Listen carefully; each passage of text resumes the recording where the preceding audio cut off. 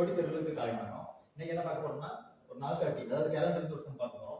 இன்னைக்கு திங்கட்கிழமையா இருந்ததுன்னா 61ஆம் தேதி, அதாவது இன்னில இருந்து 61ஆம் தேதி என்ன கிழமையா இருக்கும்? இது அடிக்கடி கேட்கக்கூடிய கொஸ்டின்.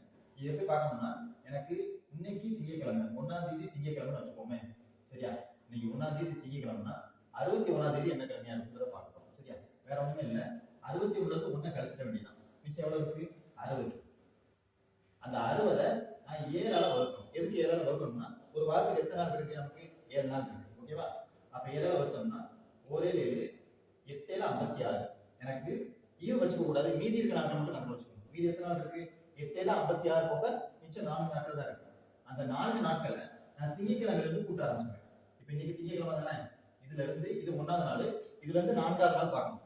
அப்போ செவ்வாய், புதன், வியாழன், வெள்ளி. அப்ப எனக்கு ஆன்சர் என்னன்னு கேட்டா வெள்ளிக்கிழமை அப்படிங்கிறது எனக்கு ஆன்சர் கிடைக்கும், ஓகேவா?